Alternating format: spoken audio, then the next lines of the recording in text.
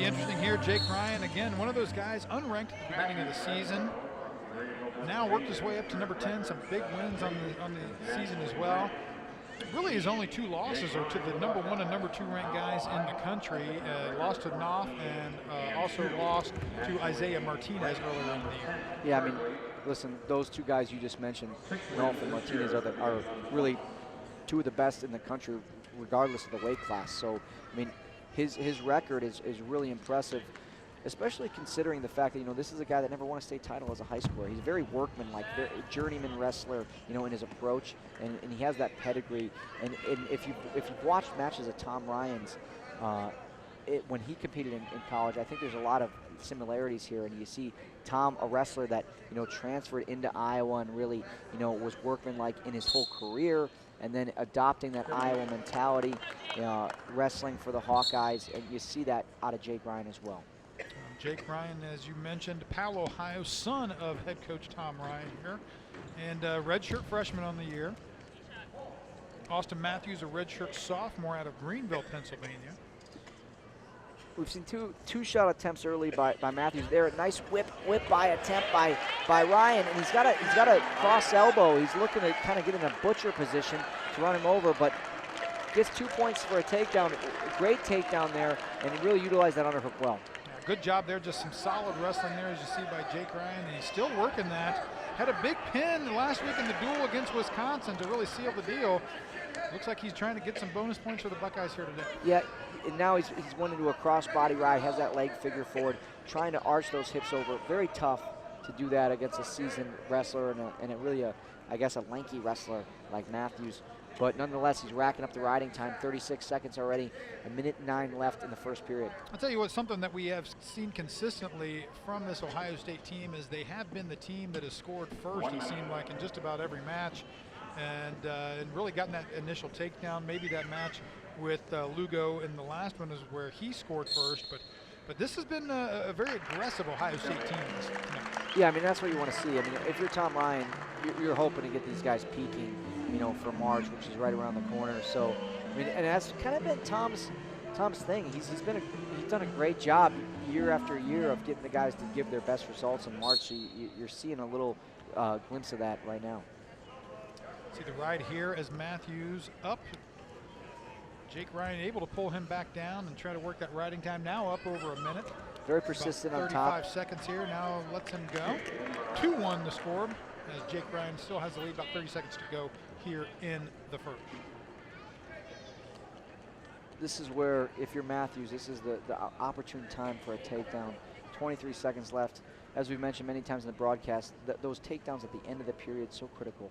Those escapes at the end of the period so critical. You always want to be the last guy to score.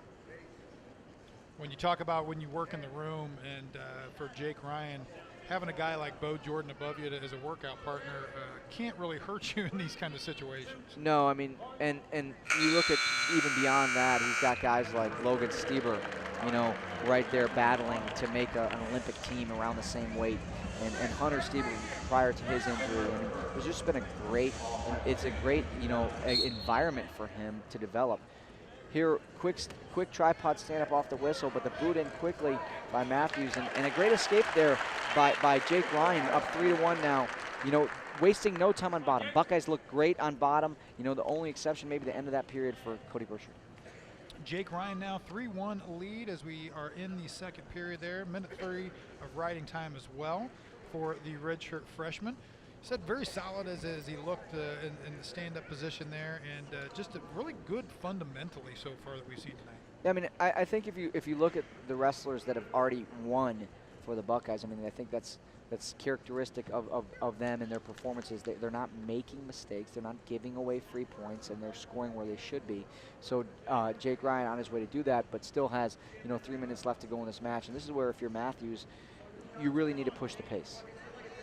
And this is kind of when you talk about Tom and the way he wrestled, you know, getting that early lead and waiting for that other guy to come in and then trying to capitalize on those mistakes. Again, such a solid wrestler, good position there as you see him fighting, working the inside there. Great head position as well.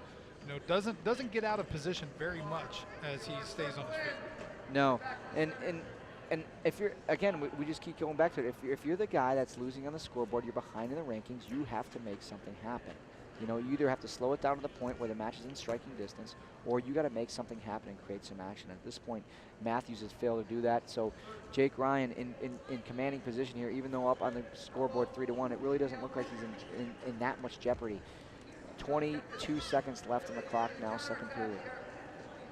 Jake Ryan there, back to the line there, about 15 seconds left. Has to be a little bit cautious there about backing up. Nice shot attempt there by Matthews as he tries to kind of get a freight train double in there. Jake Ryan able to stuff the head and stop that attack. Good hips, great hips. You know, was able, just like you said, Matt, stuff the head, had the head trapped in between his hips. No opportunity there for Matthews to score. As this second period winds down here, 3-1 lead for Jake Ryan. You see here that quick stand up and great escape there. Wasn't able to get that leg trap to hit at all. Ryan able to get that quick stand up there as we go to the third.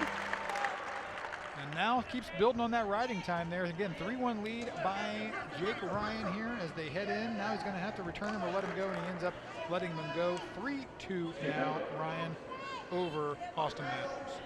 Matthews, you know, was a guy that was hurt earlier in the year. He's one of their better wrestlers for Edinboro.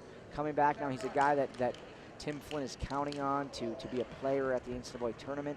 You know, ranked 16 in the country. He's a guy that, you know, you're hoping to be an All-American and definitely to score some points. So this would be a big win for him. This would be an important win for him coming off an injury-riddled season.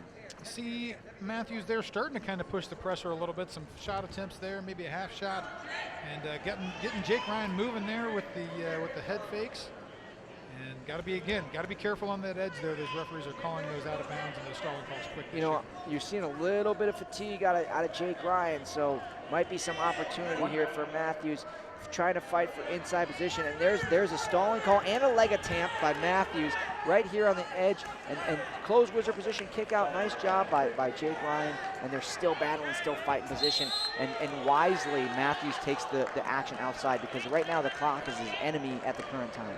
46 seconds, a minute 12 of riding time there, built up by Jake Ryan, but the pressure is being put on him right now by Austin Matthews as he continues to push the pace a little bit here, maybe sensing some of that fatigue you talked about, Justin. Yeah, you're starting to see a sense of urgency out of Matthews, and you know what?